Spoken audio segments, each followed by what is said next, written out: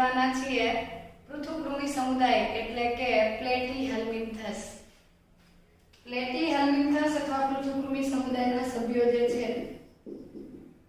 પ્લેટીહેલ્મિન્થસ અથવા પૃથુકૃમિ સમુદાયના પ્રાણીઓ. આ પ્રાણીઓ જે છે એ પૃષ્ઠવક્ષીય રીતે ચપટું શરીર ધરાવે છે, રિબિન જેવા હોય છે અને આથી એમને ચપટા કૃમિ એટલે કે ફ્લેટ વર્મ્સ તરીકે પણ ઓળખવામાં આવે છે. તો પૃથુકૃમિ સમુદાયના પ્રાણીઓને ફ્લેટ વર્મ્સ તરીકે પણ ઓળખવામાં આવે છે એટલે કે ચપટા કૃમિ પણ કહેવાય છે. એ પાછળનું રીઝન શું છે? ચપટા કૃમિ એટલા માટે કહેવાય છે કે તેઓનું શરીર પૃષ્ઠવક્ષીય રીતે ચપટો દેહ ધરાવે છે અને એટલે તેઓને ચપટા કૃમિ પણ કહેવામાં આવે છે. સામાન્ય રીતે આ પ્રાણીઓ જે છે વસવાટની દ્રષ્ટિએ બે પ્રકારના હોય છે. મોટા ભાગના પ્રાણીઓ મનુષ્ય સહિતના સજીવ પ્રાણીઓમાં પરોપજીવન ગાળતા હોય છે, જ્યારે બહુ ઓછા સજીવો એવા છે કે જે મુક્તજીવી છે.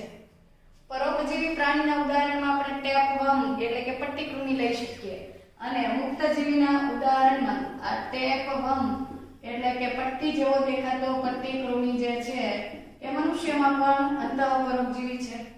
અને મુક્તજીવીનું ઉદાહરણ આપણે લઈ શકીએ પ્લેનેરિયા અથવા ડ્યુગેસિયા. ડ્યુગેસિયા અથવા પ્લેનેરિયા છે એ પરોપજીવન ગાળતો નથી. ઓકે, વસવાટ પછીની વાત કરીએ તો તેઓ ત્રિગર્ભસ્તરીય પ્રાણીઓ છે, પરંતુ દેહકોષ્ઠ ધરાવતા નથી એટલે કે અદેહકોષ્ઠી પ્રાણીઓ છે. અને પ્રાણી સૃષ્ટિનો સૌપ્રથમ એવો સમુદાય છે કે જેની અંદર દ્વિપાર્શ્વ સંરચના જોવા મળે છે. તો ત્રિગર્ભસ્તરીય એટલે કે ડિપ્લોબ્લાસ્ટિક છે, અદેહકોષ્ઠી છે અને સામાન્ય રીતે તે આ સમુદાયના પ્રાણીઓ જે છે એની અંદર અંગસ્તરીય આયોજન જોવા મળે છે એટલે કે અંગતંત્ર બનતા નથી. અંગસ્તરીય આયોજન ધરાવે છે. સૌપ્રથમ વખત દ્વિપાર્શ્વ સમમિતિ ધરાવતો સમુદાય છે. સૌપ્રથમ વખત દ્વિપાર્શ્વ સંરચના અથવા દ્વિપાર્શ્વ સમમિતિ ધરાવતો સમુદાય એટલે પ્લેટીહેલ્મિન્થસ અથવા ફ્લેટવર્મ્સ. આ સમુદાયના પ્રાણીઓ જે છે એ સામાન્ય રીતે અંગ સ્તરનું આયોજન ધરાવે છે અને એ મોટા ભાગે પરોપજીવી છે. તો પરોપજીવી પ્રાણીઓ જે છે એની અંદર અંકુશ અથવા હૂક. પરોપજીવી પ્રાણીઓ જે છે એ અંકુશ અથવા હૂક નામની રચના ધરાવે છે અને સકર એટલે કે ચૂષકો હાજર હોય છે. આ સકર અથવા ચૂષકોની અંકુશો અને ચૂષકોની મદદથી તે યજમાન સાથે પકડ મેળવે છે, યજમાન સાથે જોડાણ સાધે છે. અને કેટલાક પ્રાણીઓ તો એવા છે કે જે સીધું પોષણ પ્રાપ્ત કરે છે અથવા પોષક પદાર્થો જે છે એનું શોષણ કરે છે. તો સીધું પોષક પદાર્થોનું શું કરે છે? તેઓ શોષણ કરે છે. મતલબ કે પોષક પદાર્થો જે છે એને જે તે યજમાનમાંથી ચૂસે છે ચૂષકોની મદદથી અને હૂકથી એ જોડાણ સાધે છે. આવા જે અંતઃપરોપજીવી સિવાયના પ્રાણીઓ છે એની અંદર પાચન તંત્ર અથવા પાચન માર્ગ જે છે એ અપૂર્ણ હોય છે, જેને આપણે બ્લાઇન્ડ સેક તરીકે ઓળખીએ છીએ. આ અપૂર્ણ પાચન માર્ગ જે છે એ અપૂર્ણ પાચન માર્ગ ફક્ત એક જ છેડે ખુલે છે અને એમાં મુખ અને મળદ્વાર બંનેનું કાર્ય એક જ કરે છે. એટલે કે ખોરાક ગ્રહણ અને ખોરાકનું ઉત્સર્જન બંને એક જ સૂક્ષ્મ છિદ્રથી થતું હોય છે. તો અપૂર્ણ પાચન માર્ગ ધરાવે છે. આમ છતાં જે અંતઃપરોપજીવીઓ છે, અંતઃપરોપજીવીઓમાં પાચન માર્ગ સંપૂર્ણપણે ગેરહાજર હોય છે, કારણ કે એને પાચન કરવાની જરૂર નથી. પાચિત ખોરાક જ પ્રાપ્ત કરે છે રુધિરમાંથી.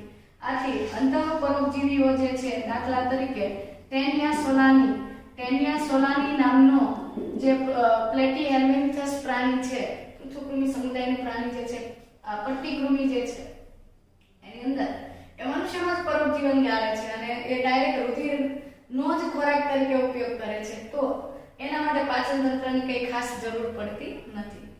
ચાલો ત્યાર પછી ઉત્સર્જનની વાત કરીએ તો ઉત્સર્જન માટે વિશેષ પ્રકારના સેલ્સ ફ્લેમ સેલ્સ આવેલા છે. ફ્લેમ સેલ્સ અથવા જ્યોત કોષો જે છે એ જોવા મળે છે. જ્યોત કોષો અથવા ફ્લેમ સેલ જે છે એ સામાન્ય રીતે બહુ સરળ રચના છે. આમ છતાં તે આ એક કોષ છે અને આની સરાઉન્ડિંગમાં ગોઠવાતા પ્રવર્ગો છે. ઓકે, અને આની અંદર બેઝોફિલિક ગ્રેન્યુલ્સ આવેલી હોય છે. ત્યાર પછી અહીંયા આ સેલ અથવા જ્યોત કોષ અથવા ફ્લેમ સેલ જે કમ્પ્લીટ થાય છે ત્યાં એક નલિકા હોય છે. ઉપરાંત આ જે ગુહા છે તેની અંદર સિલિયા એટલે કે પક્ષમો જે છે એનું બંચ આવેલું છે. પક્ષમો અથવા સિલિયા જે છે એનું બંચ આવેલું હોવાથી એનો અપિયરન્સ જે છે જ્યોત જેવો થાય છે, ફ્લેમ જેવો થાય છે. એટલે આ સેલ્સને ફ્લેમ સેલ્સ તરીકે ઓળખવામાં આવે છે. કેવી રીતે કાર્ય કરે છે? એ શરીર શરીરમાંથી અથવા તો દેહ જળ જે છે તેમાંથી ઉત્સર્ગ પદાર્થો, નકામા પદાર્થોને આ પ્રવર્ગો વડે શોષી અને આ ગુહામાંથી પસાર થઈ અને આ નલિકામાં મુક્ત કરે છે. અને નલિકા જે છે એ શરીરની બહાર એનો ત્યાગ કરે છે. તો આ ફ્લેમ સેલ્સ અથવા જ્યોત કોષો જે છે ઉત્સર્જન કરતી રચના છે. આ પ્રાણીઓ એમોનિયા ત્યાગી પ્રાણીઓ છે. એમાં મુખ્ય ઉત્સર્ગ પદાર્થ જે છે નાઇટ્રોજન યુક્ત વેસ્ટ જે છે એ એમોનિયા સ્વરૂપે હોય છે. ત્યાર પછી શ્વસનની પ્રક્રિયા જે છે એ પ્રસરણની ક્રિયા દ્વારા થાય છે.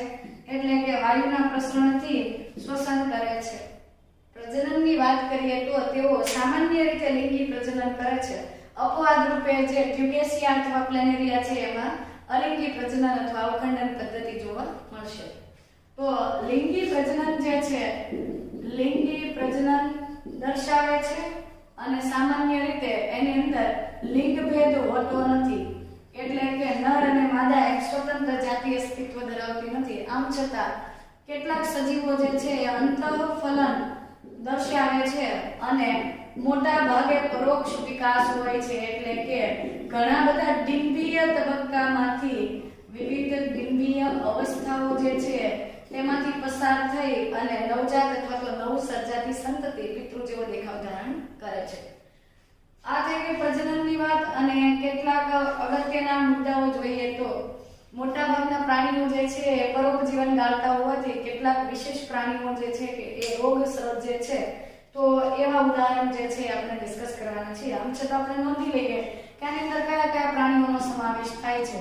તો ઉદાહરણ તરીકે ટેનિયા સોલેની અથવા જેને આપણે કોમનલી ટેપવર્મ અથવા પટ્ટી કૃમિ તરીકે ઓળખીએ છીએ.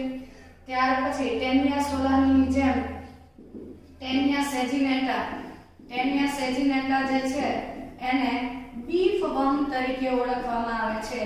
બીફમાંથી મતલબ કે ઉચ્ચ કક્ષાના પ્રાણીઓનું માંસ જે લોકો ખાય છે, ગાય, ડુક્કર, બકરી વગેરે અથવા તો એનાથી ઊંચા મતલબ કે જે સસ્તનોનું માંસ ખાય છે એ માંસને આપણે બીફ કહીએ છીએ. તો ગાય, ભેંસ વગેરે જેવા પ્રાણીઓના સ્નાયુઓની અંદર પણ ટેનિયા સેજિનેટા નામનું એક વર્મ હોય છે અને એવું માંસ ખાવાથી પણ આપણને આ બીમારી થઈ શકે છે, ટેનિયાસિસ.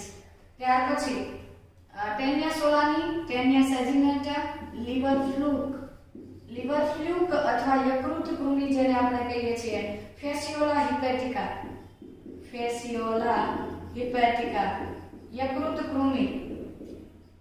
અને આ બધા પ્રાણીઓ જે છે એની સાથે પ્લેનેરિયા જે છે ડ્યુબેસિયા તરીકે પણ ઓળખાય છે અને એ મુક્તજીવી છે.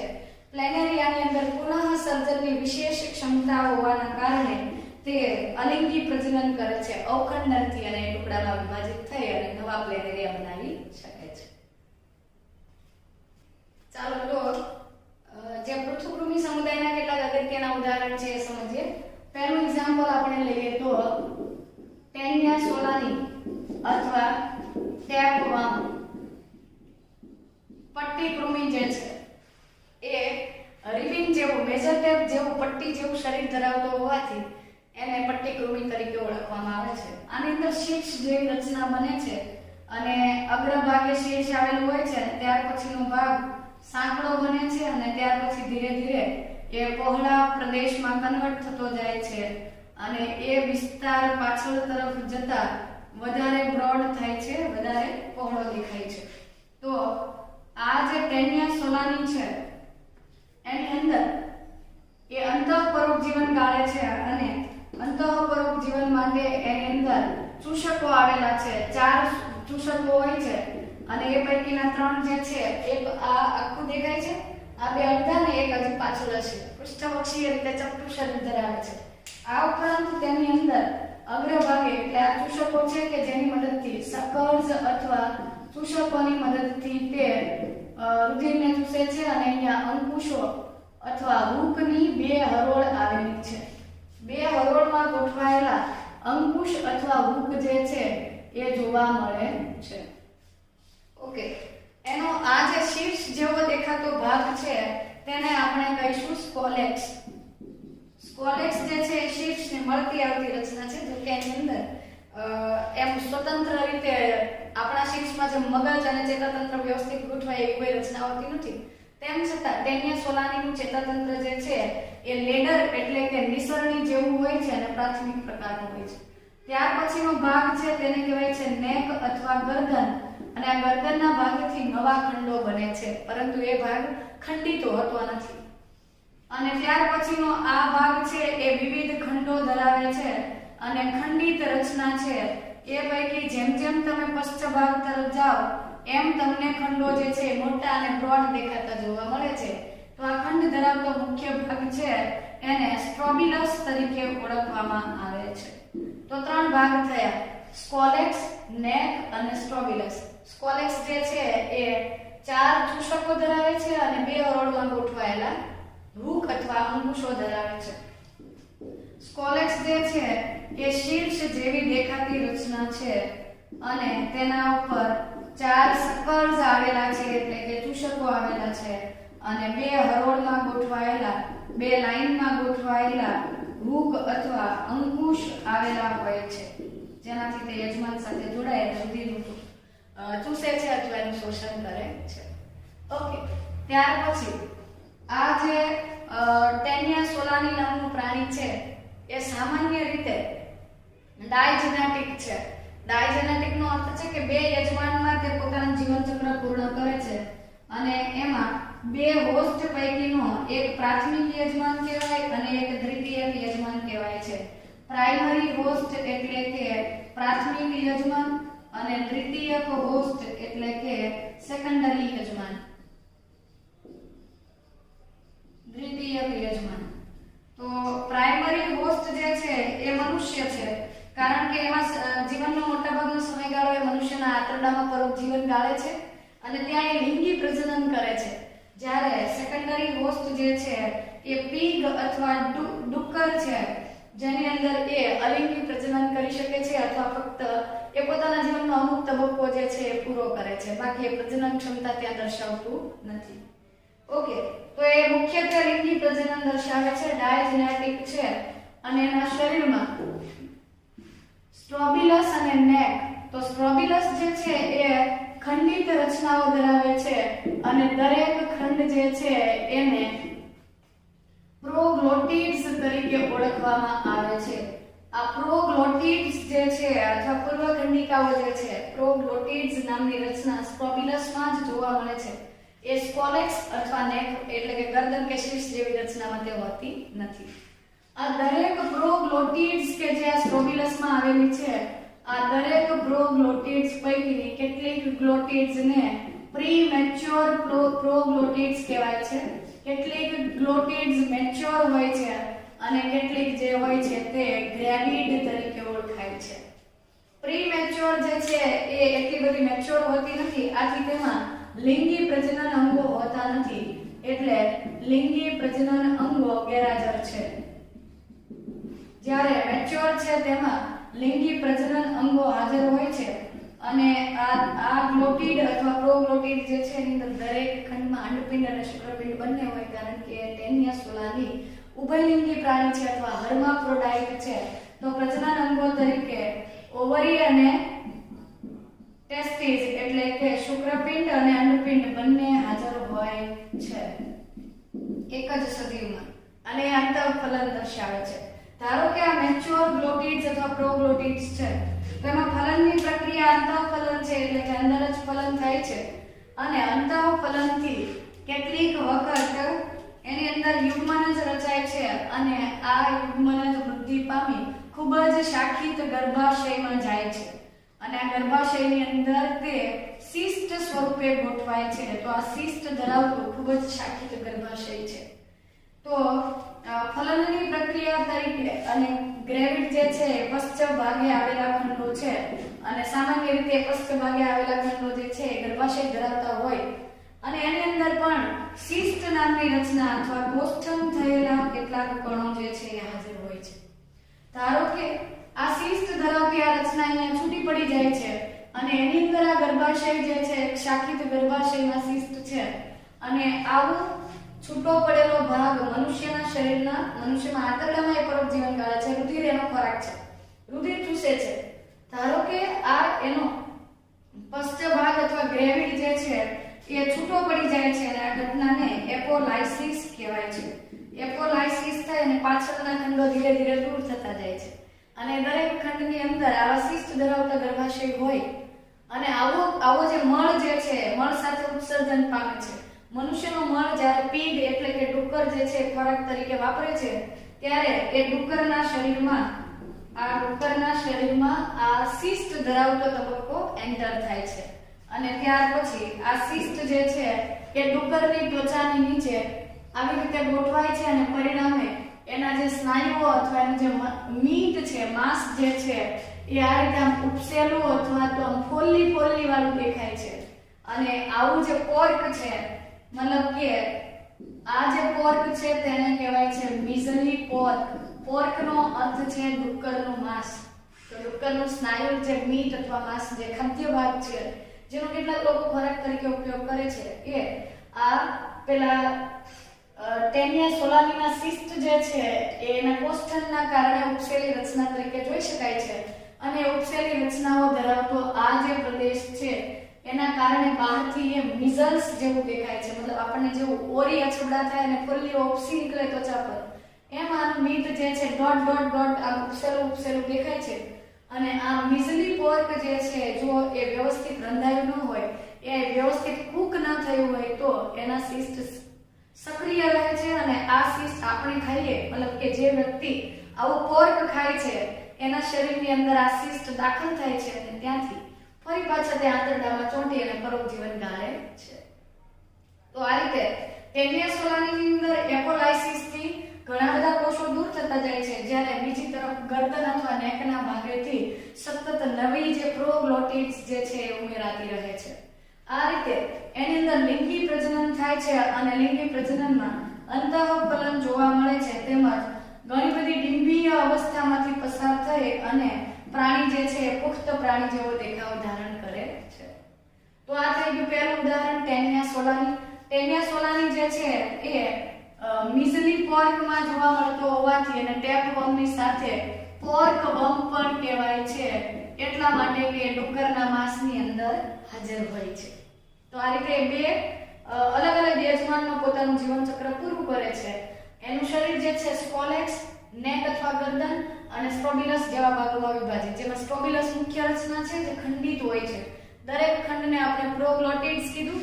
ગ્લોટિડ્સના 3 પ્રકાર અપૂર્ણ, અપરિપક્વ, પરિપક્વ અને ગ્રેવિડ. ગ્રેવિડના ભાગે શાખિત ગર્ભાશય બનતું હતું જેના શિષ્ટ મતલબ કે શિષ્ટ ધરાવે અને એપોલાઇસિસ થી રિમૂવ થાય છે. મળત્યાગની ક્રિયાથી એ મુક્ત થાય છે અને ત્યાંથી એ ડુક્કરમાં પ્રવેશ પામે છે. આવી જ રીતે આ પોર્ક વર્મના જેવું જ જીવન ધરાવતું બીજું એક સજીવ છે અને એનું નામ છે બીફ વર્મ. બીફ વર્મ એ પણ આવું જ જીવન ચક્ર ધરાવે છે અને એ પણ જે તે મનુષ્યની અંદર અંતઃપરોપજીવન ગાળે છે.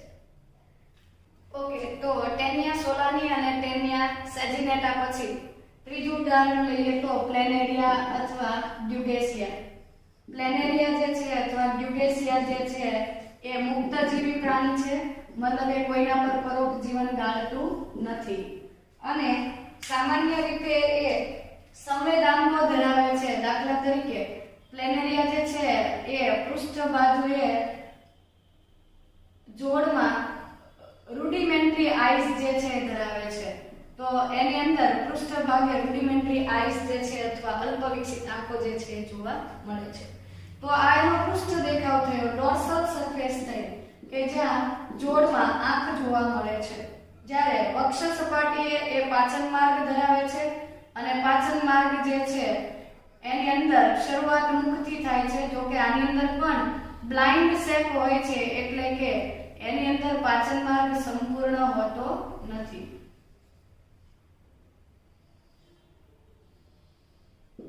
તો આ એનું મુખ છે. વક્ષ ભાગ જે છે વક્ષ સપાટી અથવા વેન્ટ્રલ સરફેસ પર તેની અંદર માઉથ અથવા મુખ જેવી રચના જોવા મળે છે અને આ વેન્ટ્રલ સરફેસ પરનું માઉથ છે, મુખ જે છે એની સાથે બહાર નીકળી શકે એવી સ્નાયુલ કંઠનળી પણ જોવા મળે છે.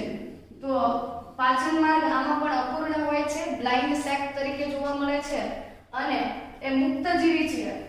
જોડમાં અલ્પ વિકસિત આંખ જે છે, અલ્પ વિકસિત આંખ અગ્રભાગે પરંતુ અગ્ર પૃષ્ઠ બાજુએ આવેલી હોય છે, જ્યારે વક્ષ બાજુએ મુખ અને કંઠનળી જે છે સ્નાયુ કંઠનળી અને મુખ જોવા મળે છે. ત્યાર પછી તે પુનઃસર્જનની વિશિષ્ટ ક્ષમતા ધરાવે છે અને એ ક્ષમતાના કારણે એ અવખંડન પદ્ધતિથી પ્રજનન કરી શકે છે. ડ્યુકેશિયા અથવા પ્લેનેરિયાને તમે જેટલા ટુકડાઓમાં કટ કરો છો એ દરેક ટુકડો ફૂટતા ભાગો વિકસાવી સ્વતંત્ર દેહમાં પરિણમે છે. તો પુનઃસર્જનની વિશેષ ક્ષમતા જે છે એ આમાં જોવા મળે છે. ત્યાર પછી બીજું ઉદાહરણ લઈએ તો લીવર ફ્લૂક અથવા ફેસિયોલા હિપેટિકા. લીવર ફ્લૂક જે છે ફેસિયોલા હિપેટિકા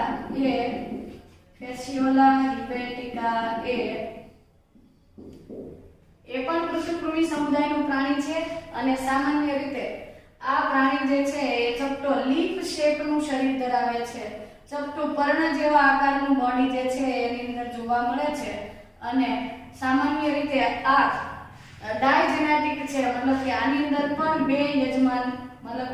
બે યજમાનમાં પોતાનું જીવન ચક્ર જે છે એ પૂર્ણ કરે છે. ડાયજેનેટિક હોવાથી તે શીપ અથવા ગોટ જે છે, ઘેટા અને બકરાઓ જે છે, શીપ અને ગોટ્સ ની અંદર મુખ્ય એટલે આ એનો મુખ્ય યજમાન છે. પ્રાઇમરી હોસ્ટ છે, પ્રાથમિક યજમાન છે અને આ જે પ્રાથમિક યજમાન છે એમાં તે પોતાનું લિંગી પ્રજનન ચક્ર પૂર્ણ કરે છે.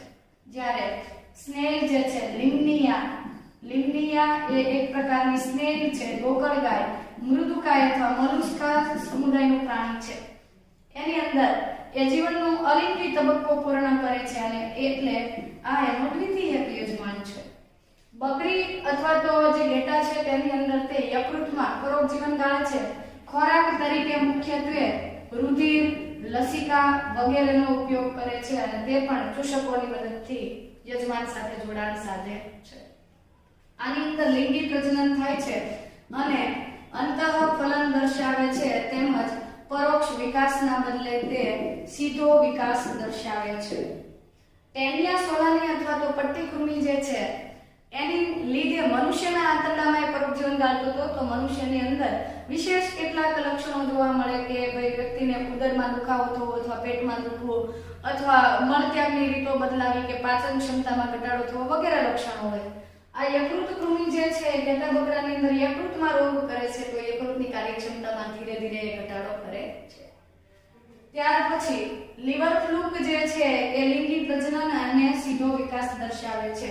તો આ થઈ ગઈ પ્લેટીહેલ્મિન્થસ અથવા પૃથુકૃમિ સમુદાયના વિવિધ પ્રાણીઓની ચર્ચા. હવે નેક્સ્ટ પાર્ટ છે તેની અંદર આપણે ડિસ્કસ કરવાના છીએ સૂત્રકૃમિ સમુદાય એટલે કે એસ્કેલ્મિન્થસ.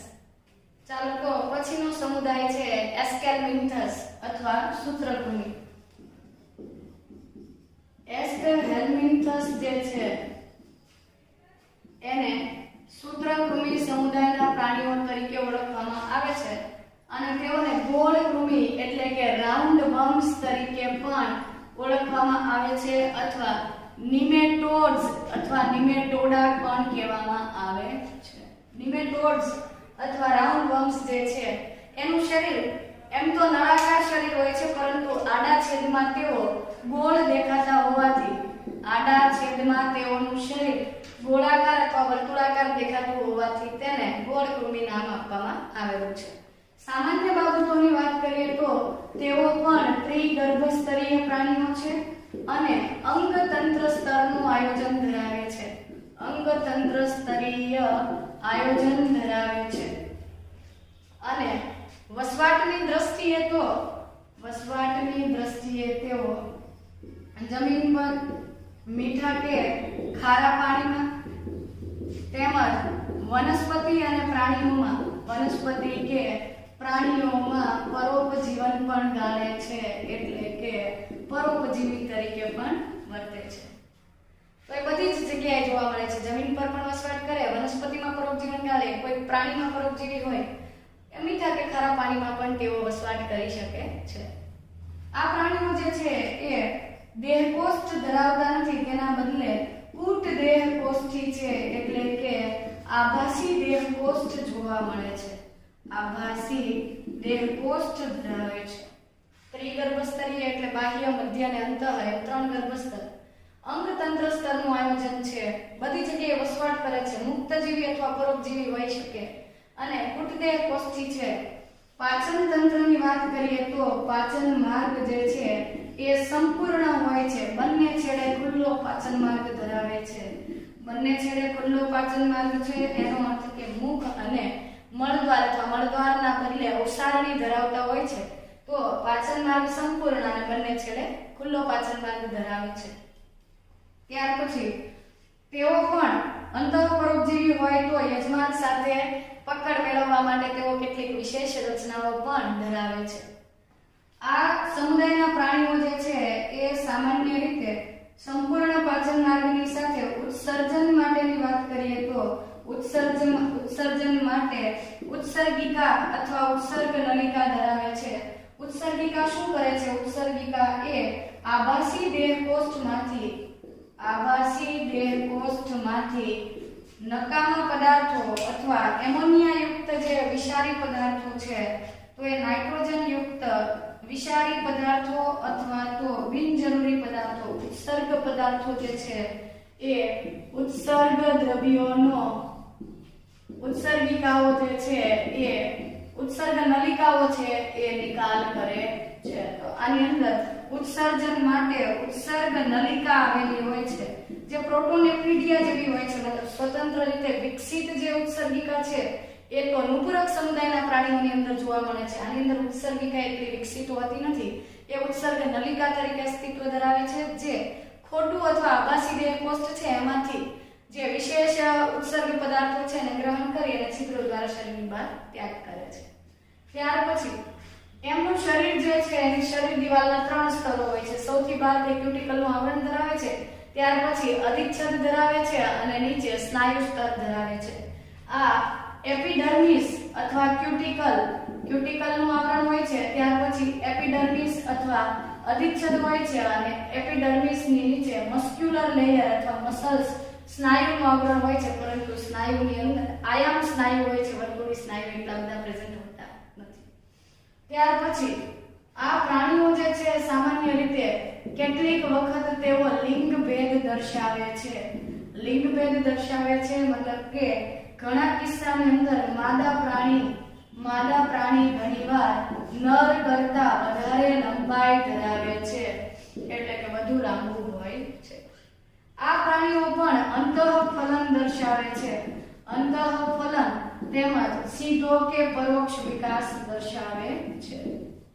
મોટા ભાગે તેઓ પણ પરોપજીવન ગાળતા હોય છે. આમ છતાં આપણે એસ્કેરિસની વાત કરીએ તો એસ્કેરિસ જે છે એની અંદર નર જે છે એ અગ્ર છેડે મુખ ધરાવે છે અને પશ્ચ છેડો જે છે એ આ રીતે અંકુશ જેવી રચનામાં ફેરવાયેલો હોય છે અને અગ્ર ભાગે એનું મુખ હોય છે. જ્યારે માદા જે છે એ સામાન્ય રીતે ફ્લેટ અથવા સીધું શરીર ધરાવે છે અને એ પ્રમાણમાં વધુ લંબાઈ ધરાવે છે. તો આ રીતે એની અંદર લિંગભેદ જોવા મળે છે અને કેટલીક વાર એની અંદર પૃષ્ઠ બાજુએ પ્રજનન છિદ્રો પણ આવેલા હોય છે અને પ્રજનન છિદ્રોની સાથે સાથે આ પ્રાણીઓ જે છે એટલે આની અંદર માદા જનન છિદ્ર હોય તો માદાની અંદર અંડપિંડ જે છે એ વધુ સંખ્યામાં હોય, ડિપ્લોઇડ અથવા તો 2 અથવા 2 ના ગુણાંકમાં હોય છે. જ્યારે નર જે છે એની અંદર પ્રજનન અંગોનું એક જ જૂથ જોવા મળે છે. ત્યાર પછી સામાન્ય રીતે આ પ્રાણીઓ જે છે એ બધા જ વસવાટોમાં જોવા મળે છે. અંતઃફલન અને સીધો વિકાસ દર્શાવે છે. અને કેટલાક ઉદાહરણ લખીએ તો એસ્કેરિસ એટલે આપણે જેને કરમિયા તરીકે ઓળખીએ છીએ, કરમિયો, અને એનાથી મનુષ્યની અંદર એસ્કેરિયાસિસ નામની બીમારી થાય છે, જે મનુષ્યના પાચન માર્ગમાં પરોપજીવન ગાળે છે અને રુધિરને ચૂસે છે અને વ્યક્તિને એનાથી પાચન સંબંધિત તકલીફો થાય છે. એસ્કેરિયાસિસની સાથે સાથે વુકેરેરિયા બેનક્રોફ્ટી જે છે, વુકેરેરિયા અથવા ઉક્સેરેરિયા અથવા વાઉચેરિયા કૃમિ જે છે એ ફિલારિયલ વર્મ તરીકે ઓળખાય છે. અને ફિલારિયલ વર્મથી મનુષ્યમાં હાથીપગો અથવા ફાઇલેરિયાસિસ નામની બીમારી જે છે એ જોવા મળે છે. તો એસ્કેરિયાસિસ એ એસ્કેરિસથી થતી બીમારી છે. વુકેરિયા બેનક્રોફ્ટીથી ફાઇલેરિયાસિસ થાય છે. અને આ સૂત્રકૃમિ સમુદાયના પ્રાણીઓ જે છે એ મોટા ભાગે પરોપજીવી, આમ છતાં કેટલાક પ્રાણીઓ જે છે એ મુક્ત જીવન પણ દર્શાવે છે.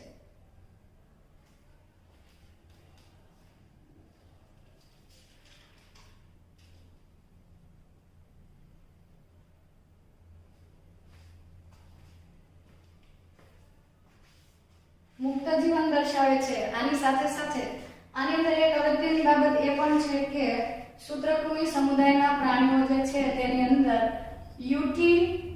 યુટિલી જોવા મળે છે. યુટિલીનો અર્થ શું થાય? દરેક તંત્રની અંદર કોષોની સંખ્યા જે છે એ કોષોની સંખ્યા ફિક્સ હોય છે, નિશ્ચિત હોય છે. નિશ્ચિત સંખ્યાના કોષો દર્શાવે છે.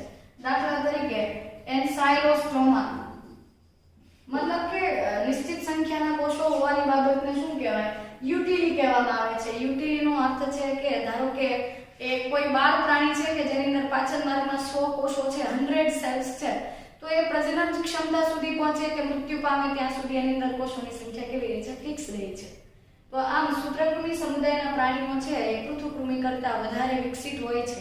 આમ છતાં આની અંદર ઉત્સર્જન તંત્ર જે છે એમાં ઉત્સર્ગ નલિકાઓ અને શ્વસન તો વાયુના પ્રસરણથી જ થાય છે, પરંતુ ચેતાતંત્ર એટલું બધું વિકસિત હોતું નથી. તો નેક્સ્ટ પાર્ટ જે છે એમાં આપણે નુપુરક સમુદાયના પ્રાણીઓની ચર્ચા કરવાના છીએ.